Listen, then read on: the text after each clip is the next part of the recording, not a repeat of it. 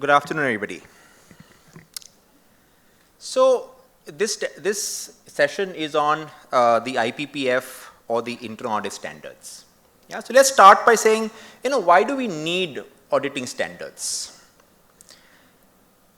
Essentially, it's because we need someone at work that we can trust to tell us the truth.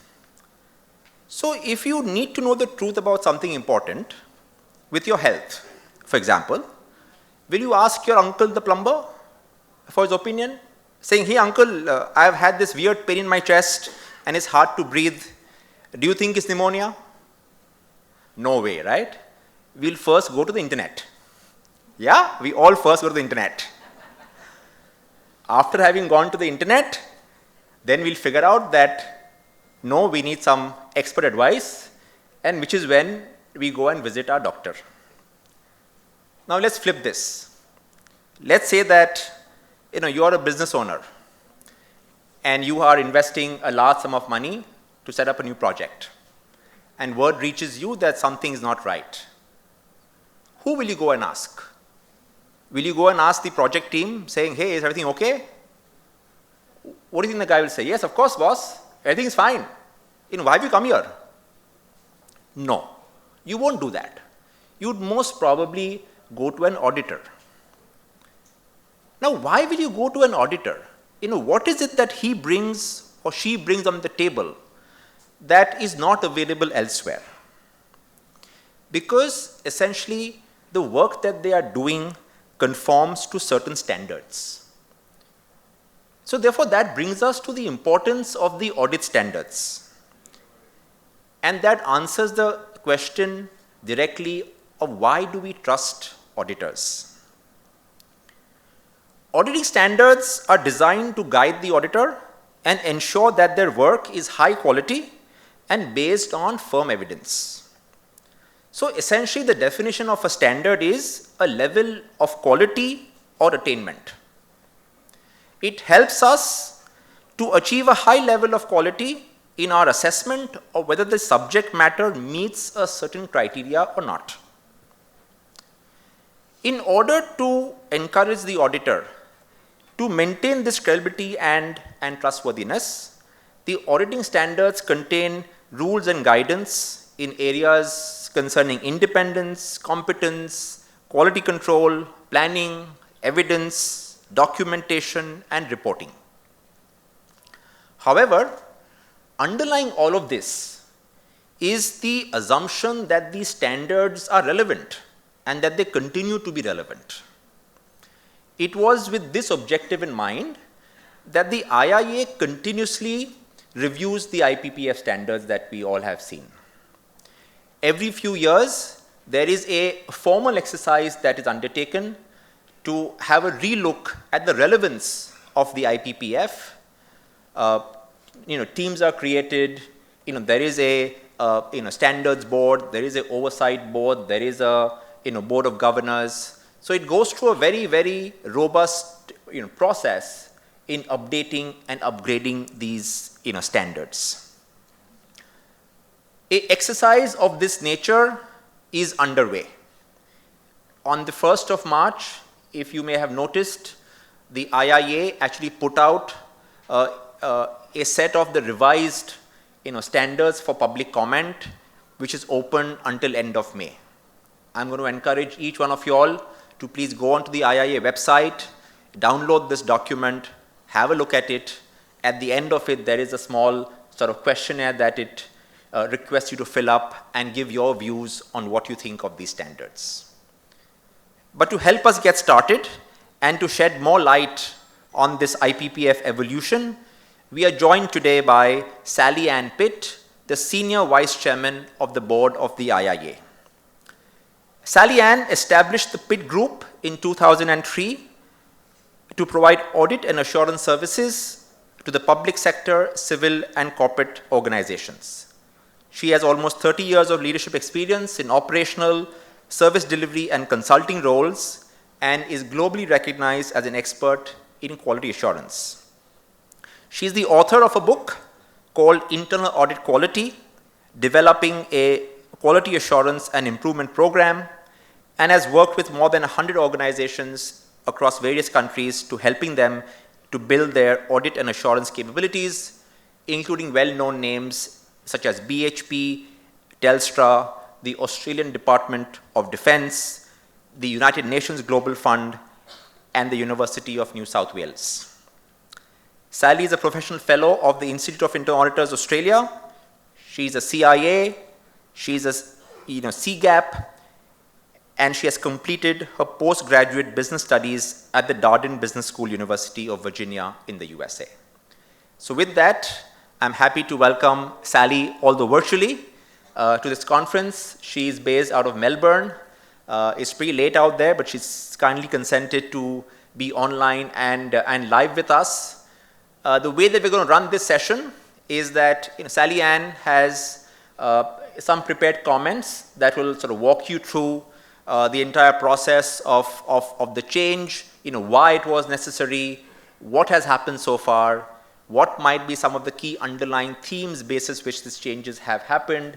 She'll take about 25 minutes to do that, post which we'll have a Q&A with her. So Sally Ann, over to you.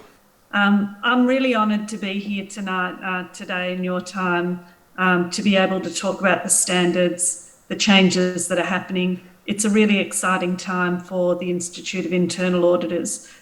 These changes that we're going through are really some of the most significant changes that we've had in the standards to date. I should just start as well by saying I was able to listen to quite a bit of the previous session and was incredibly impressed to hear from the speaker and some of the issues that were raised around unconscious bias and some of the challenges around diversity. And it sounds like you've got a fantastic conference happening there. But let me get started in terms of setting the scene around the changes that are happening with the standards. If we can bring up the slides. Thank you. And just if we can go through I think the first 3 slides, if we can just next slide.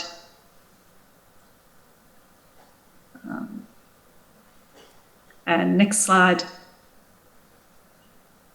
Okay, so today we'll set the agenda. I'm going to start by talking about what the IPPF Evolution Project is, what the current standards are, the IPPF. I'm going to talk a little bit about one of the elements that is going to be new in the standards, which is the new topical requirements.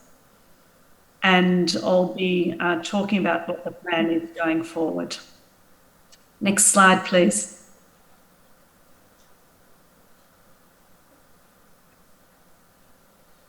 And next slide. Just to give you a quick overview of the current International Professional Practices Framework. I'm sure this diagram is familiar to all of you who are watching in the room and who are watching virtually. But you'd be aware that the International Professional Practices Framework is made up of the standards as well as a set of core principles, implementation guidance, and additional supplementary guidance. So there's a range of different aspects that all work together to form the current IPPF. And that whole structure is really going to be changed under the proposal for the new standards. Next slide, please.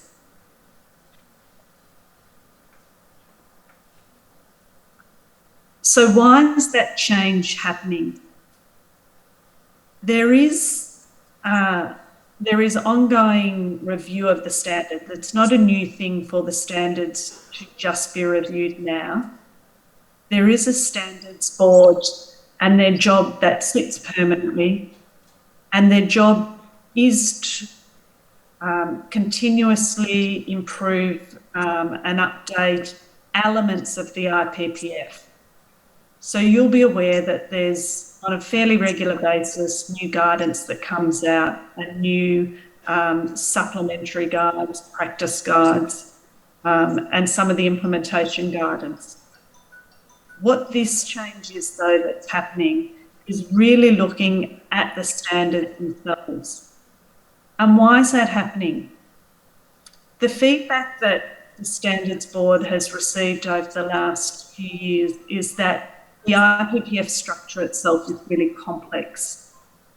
People have not been completely certain around what the status of the standard is compared to, for instance, practice guides or practice advisories.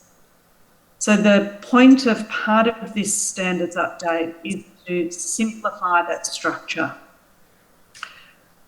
It's also around clarifying and aligning the different elements in the standard to make sure that they all sit together more logically, and so people can understand where they would go to get information. Some of the feedback's also been around the fact that our standards don't always include timely guidance. And an example of that might be around an emerging issue like cyber or ESG. Areas like that organisations want to know that internal audit is going to be able to look at them in a responsive and a reflective way, and whether someone is in India or Australia or anywhere else in the world, that they'll have the right sort of guidance and the right sort of approach to be able to provide assurance over those areas. The feedback was also that they needed to be a little bit more practical. They needed to be applicable to all different sorts of organisations, regardless of the maturity or the size of the organisations. And there needed to be a way to also better advocate with our stakeholders around what the standards are, and so that people really understand the standards, because there's a lack of knowledge by some of our stakeholders that the standards even exist. So we need to be able to better advocate to them about the standards. Next slide, please. So that all led to the IPPF, what's called the IPPF Evolution Project. And this has been a project that the Standards Board, of which one of the members is from India, and the members of the Standards Board, the 20 people on that board, are from all around the world. And so the Standards Board's been working over the last few years on this IPPF evolution. It's been an incredibly big task for them, and certainly from a board perspective of the IIA, we're really proud of the work that the Standards Board has done. So the pieces of work that they finished the research that told them what was wrong with the current standards, what's good about the current standards, and what's needed with new standards. They then developed a structure for what those new standards would look like, and that structure went through a governance process, including approval from the IIA Global Board. So we haven't approved the standards yet, but we've approved the structure that those standards will be built under.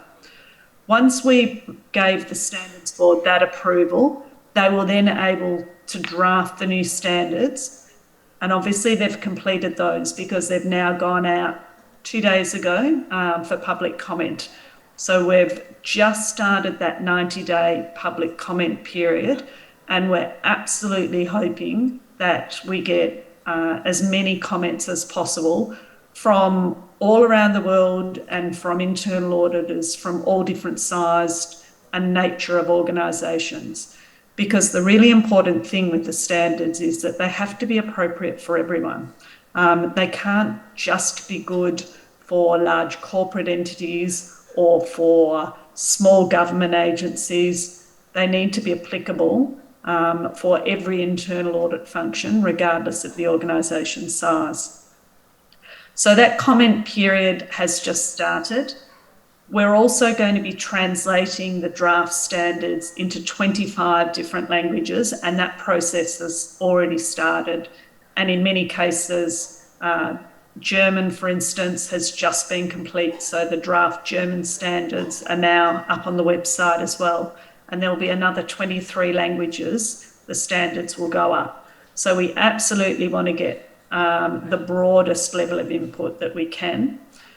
Once those comments are received and during the process that they're coming in, the Standards Board will be continuously working, and in fact a meeting each week over the next 90 days to look at that feedback, to consolidate that feedback, identify where there might need to be changes, and ensure that the standards absolutely reflect what's needed by internal auditors globally. The intention then is that once those standards have been approved by the end of this year, the aim would be for them to be published at the end of this year and for them to become effective next year. New slide, please.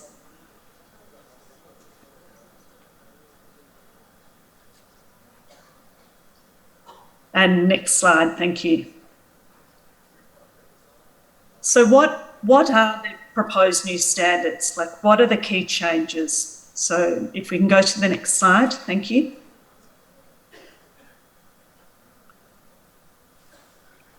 So the intent of the new standards, which will be named the Global Internal Audit Standards, because they are the only set of global internal audit standards that exist. So the Global Internal Audit Standards, the standards themselves will include the principles, which are new, requirements for internal auditing, considerations for implementation. So these are the type of things that internal auditors can consider to provide them guidance about how to implement the standards, and considerations for evidence of conformance. So they're the types of things that internal audit functions themselves would look at, or external assessors would look at, to demonstrate that the standards have been met. And within the standard structure, there's going to be 5 different levels or 5 different elements of the standards. So the first of those elements is the purpose of internal audit. The second is ethics and professionalism, and that's been expanded on from what was part of the current code of ethics is now going to be part of the standards itself. The third element is governing the internal audit function, which includes the oversight bodies around the internal audit function. And the fourth element, I'm not sure whether we just lost you from it. So the fourth element is managing the internal audit function, and the final element being performing internal audit services. So there's quite a logical flow and structure to the new standards that we're hoping will simplify where to look and what to look for when people are using the standards. Next slide, please.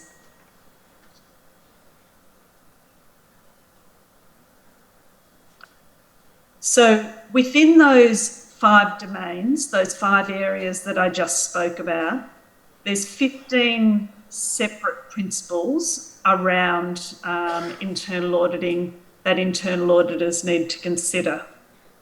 So there's 5 principles that will sit under ethics and professionalism, and these are not unlike the principles, not unlike the elements that sit within the current code of ethics, and also capture some of the standards that currently exist around due professional care.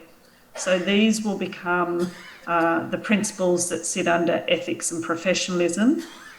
And then there are another 10 principles that sit underneath governing the internal audit function, managing the internal audit function, and performing internal audit services. Next slide, please.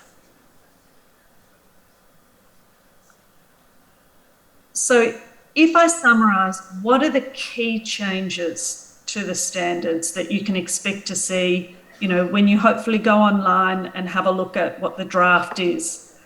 You'll see we're hoping that the structure itself is simplified. Instead of there being the standards, the code of ethics, the practice guides, practice advisories, some of that guidance will still exist. That all won't disappear, but there will be greater linkages to that guidance within the standards themselves. So the standards will be larger than what they currently are. There'll be more detail within those standards, but you won't need to go to separate parts of the IPPF to get the standards. You'll see those consolidated 6 elements of the standards: the mission, the definition, the code of ethics, core principles, standards, and implementation guides, all have now been consolidated into the one set of standards. So it's much simpler. You'll see that there's a new purpose of internal auditing under the standards. And the intent of that purpose is to be able to, when people say, well, what is internal audit? That purpose is really the guiding statement that people will be able to say, this is what internal audit is. It's almost like, we have a phrase, the elevator pitch. So what you can say very, very simply to someone when they ask the question, that will be captured as the purpose. Other changes are, you'll see that due professional care has been added into ethics, professionalism, and due professional care. You'll see that the standards themselves have considerations for implementation, what you might do to implement the standards, and how you might demonstrate conformance with the standards. One of the really valuable changes as well is you're going to see that there are specific implementation considerations for people in the public sector, for small audit functions, and for outsourced audit functions. And we believe that that's a really valuable change because there are slight nuances for those types of organisations. So it's not that the standards are different, but it's the way that you actually might implement those standards in those sort of organisations. The standards are also now going to be really clear about what the board's role is in governing the internal audit function.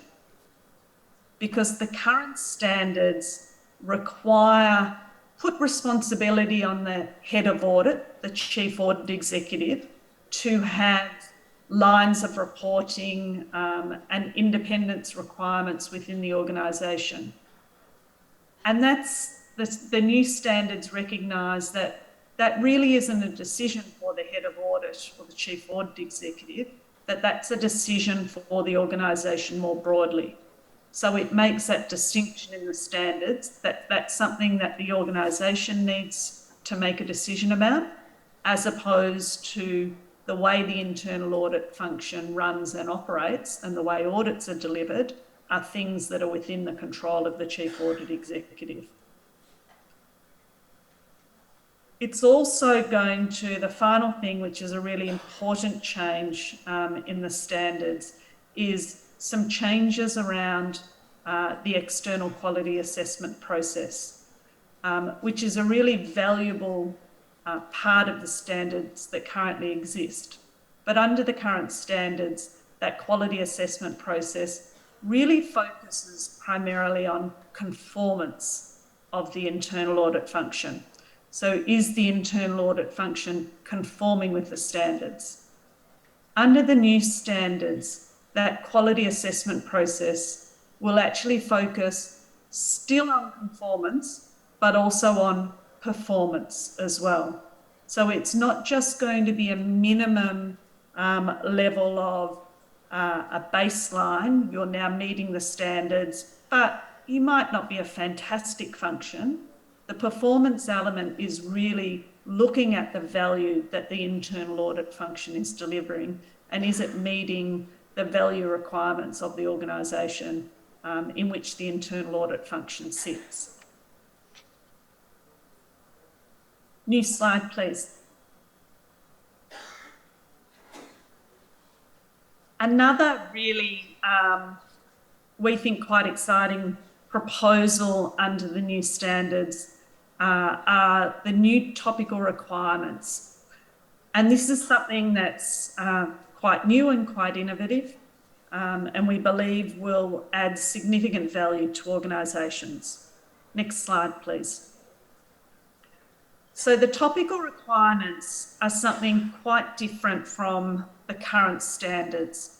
So the standards, the current standards that we have will exist in a modified form under the new standards. We think that they'll be simplified. We think that there'll be more detail. We think that people will be able to use them more readily. The topical requirements are something a bit different. And what we're doing with those as part of this 90-day period is getting feedback on people around the notion of these topical requirements. And there was a lot of feedback that came through when the Standards Board did its research over the last couple of years from stakeholders and from internal audit functions that said, what we want is some more guidance, some more specific guidance on emerging issues.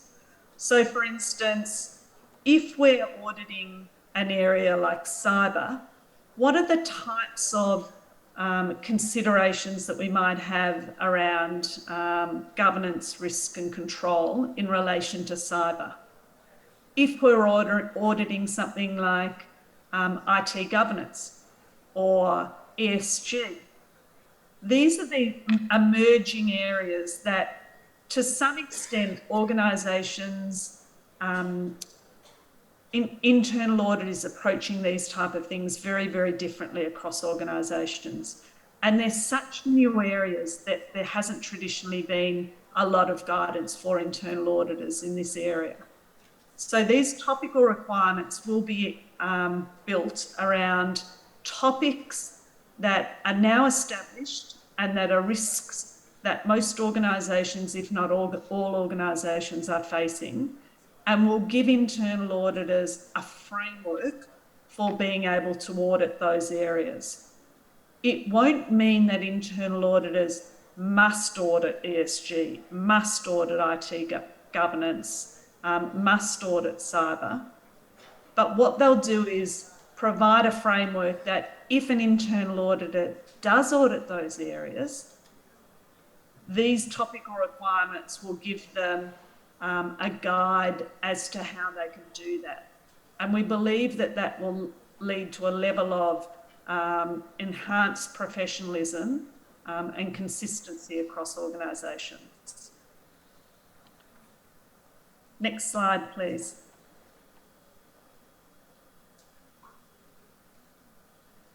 So the standards themselves, I've covered those, that there's the 5 domains, and the standards are capturing a number of those elements that currently sit in the broader IPPF, but will now be captured in what we'll be terming the Global Internal Audit Standards. As I mentioned, the topical requirements are requirements when you're auditing a particular area, not requirements that you must audit that area. And we haven't set what those areas are going to be yet.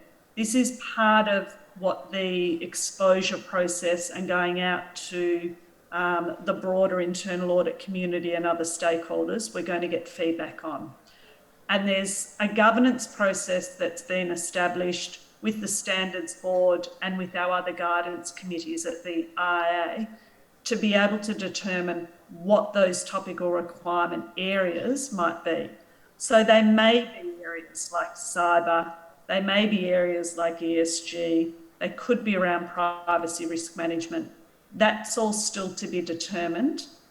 At the moment, the draft standards that are going out are the standards that we're looking at people to comment on. Topical requirements are going to be an additional element to the standards that are still being developed at the moment. Next slide, please.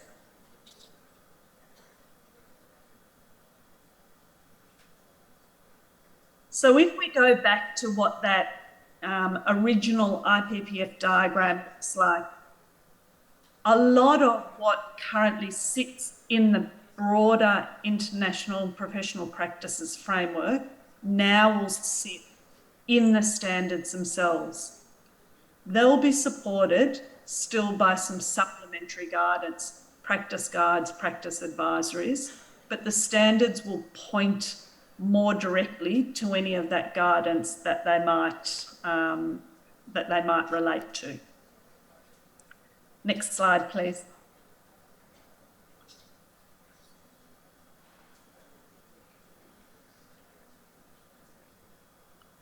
So the plan to go forward, as we've talked about, we've just started that 90-day exposure period. We absolutely want as much feedback as we can possibly get for that. Next slide, please. So we've started the path. We've developed the draft standards. We're in the public comment period now. The intention would be, once we've got that feedback, consolidated that feedback, made sure that the standards are the best standards they can be, they would be published by the end of this year with a view to them being effective from the end of next year. In other words, people would then have a 12-month period to be able to transition to the new standards. And last slide, thank you. So you all can go onto the global website. Obviously, you can go onto the website of IA India. Please encourage as many people as you can to provide comments. The more people who provide comments, obviously, the better the set of standards are going to be. And we really are committed to having a set of standards that are going to provide the maximum value for internal auditors and organisations. Thank you. Thank you, Sally Ann.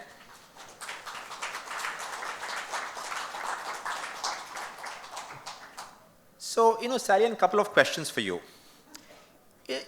Two of our key stakeholders include the regulators and the board of directors. In your opinion, how do these two constituents view the IPPF or the new standards as and when they become mandatory? And what is their view in other parts of the world in terms of acceptance of these standards?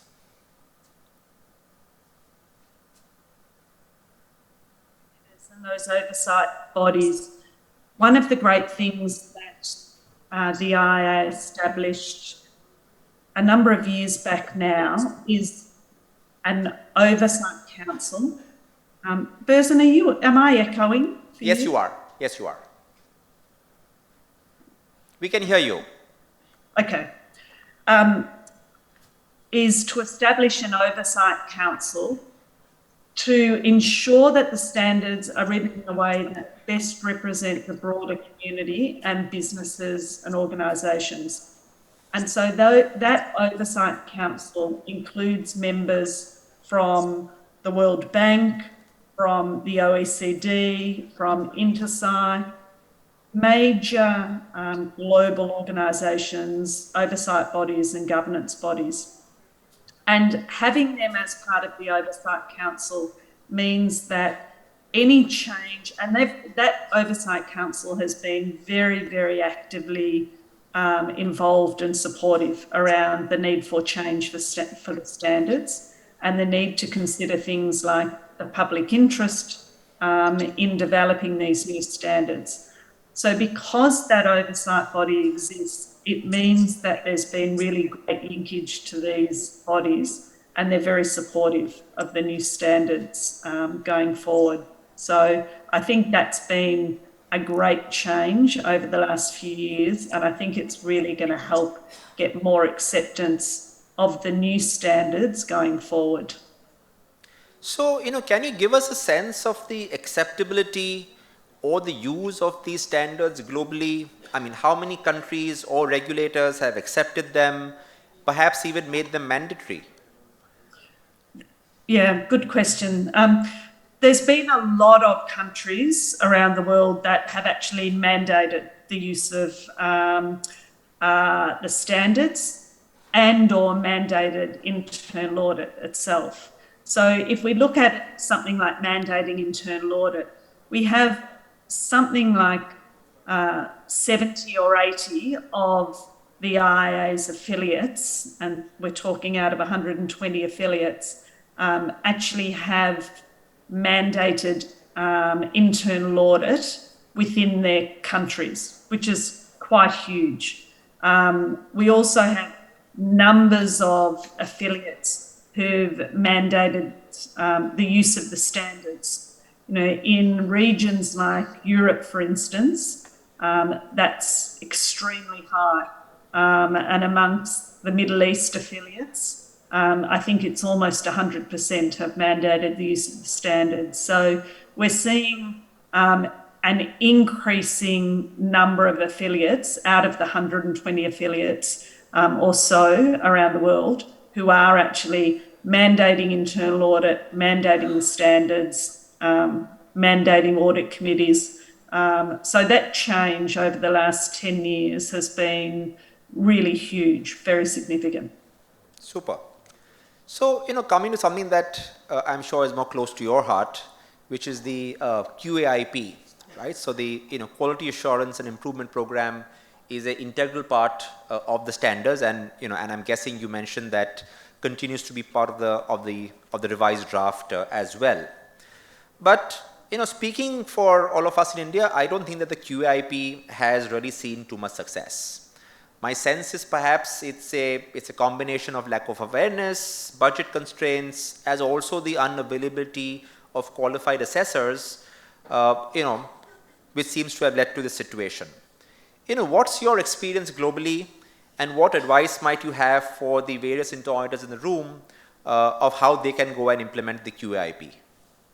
Yeah, I think you're absolutely correct, Burzin. There's been a real lack of awareness around the value of external assessments as well. And I think part of that has been the focus on conformance rather than the focus on performance. There's, I think, a lot of organisations out there, audit committees, say to their internal audit functions, well, we're hoping that you do conform, and, we don't need someone else to come and tell us that. That I think it's an interesting argument, because if the internal audit function is seen as an important enough part of the organisation, and the important parts of the organisation are audited, why wouldn't you audit the internal audit function as well? And obviously it can't audit itself, so the external assessment process allows an independent view of the internal audit function, just like internal audit allows over the rest of the organisation. But I think the addition of the performance element and being able to really focus on, is the internal audit function delivering value? Is it meeting the expectations of key stakeholders? Is going to really enhance the value of the process. I know from all the quality assessments I've done over many years, that's the greatest value that the organisation gets from the quality assessment, is that discussion around value and improvement opportunities. So, I think the new standards provide an opportunity for us to really reset the quality assessment process and really promote it and enhance it more. And I totally acknowledge, your comment about maybe there's not enough assessors in India, and there are certainly some countries, we know of globally where there aren't enough assessors. And I think that's one of the things that, as a global institute, as the IA, our theme for this year globally is One IA, and that's one of the areas that I think we need to be able to work more collaboratively together between affiliates and the global headquarters to be able to get that expertise and that experience in each of the affiliates to do this work, because it is such an important element of enhancing the overall quality of the profession. Okay. A couple of more questions on the performance or the use of the audit standards. India has a thriving startup ecosystem. Several new unicorns emerge every month, and all the major VCs and the Ps have invested into the country. But my observation has been that many promoters of these companies perhaps don't focus as much as they ought to on strengthening their governance structures in general, including having a robust internal function, or perhaps encouraging their IA team to follow the IPPF and so on. What's been your experience in Australia in this regard, and what advice might you have for some of my colleagues in this room who are part of promoter-driven organizations of how they should use the standards to their benefit as well? Yeah, it's a great question, because I think, internal audit has come a huge way over the last 10, 15, 20 years. And, when I was first involved in the profession, I think a lot of the work that we did was very retrospective. A lot of it was about what's happened in the past, and a lot of it was very compliance driven. So when you're talking about startups and you're talking about organisations that have very high risk appetites, who are trying to be innovative, who are, incredibly agile with the way they operate, understandably that traditional view of internal audit could be that it's a constraint, that it actually puts limitations on some of that innovation and that creativity. My view is that internal audit has moved from that. A good internal audit function now is looking at what can go wrong in the future. It's very forward focused, and it's providing insight about things, emerging risk. And that's something that for some of these more innovative organisations, that if their internal audit function is focused on the right areas, not just the compliance risks, but on some of those strategic opportunities, then it's going to be able to add value. Because at the end of the day, these businesses, are looking for funding. They're, accountable outside of the organisation, and the internal audit function is going to allow it to be well governed, to be making good risk-based decisions. And so if it's operating well, the internal audit function will hopefully be seen as a value add rather than a constraint for these new types of businesses. And finally, for any set of standards to have acceptance by a regulator, the issue of who will regulate the application of those standards often arises. In our case, the IIA is a self-regulated body. So how do you see this playing out? I think there's two elements to this. I think one is the importance of the external quality assessment process, because if we can be demonstrating as internal audit functions and as a profession that we have a set of global standards, that the standards are extremely rigorous, and that we are as internal audit functions conforming with those standards, I think we're then being able to demonstrate to the broader regulatory community and to oversight bodies that that we're doing an effective job as internal auditors. I think the other aspect, though, as well, is our connection with organisations, these global oversight bodies, such as we've formed with the IPPF Oversight Council, gives us that level of recognition and communication and advocacy with these bodies to make sure we're building in their needs and their expectations into the way we operate and into the way that we develop the standards. So, there's really strong agendas within the IIA to enhance its advocacy efforts within countries and globally as well, to ensure that we understand what these oversight bodies need and want, and to be working really well with them. We don't want to be working against any of these other bodies that, are there for good governance. There's space for all of us, and we should be working together, because at the end of the day, we're all working towards ensuring that organisations are governed as well as they can be and are operating within the public interest. Super. So with that, thank you very much, Sally Ann, for filling in at the last moment for Benito, who unfortunately couldn't make it to India because of personal reasons. I know it's late back in Melbourne. Thank you once again. So, ladies and gentlemen, a round of applause for Sally Ann.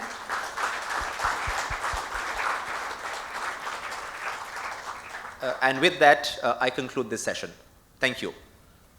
Thank you. Burzin, request you to just stay there at the dais for a minute. Giridhar? Requesting Giridhar to give away a memento to Burzin for this informative session. Thank you so much.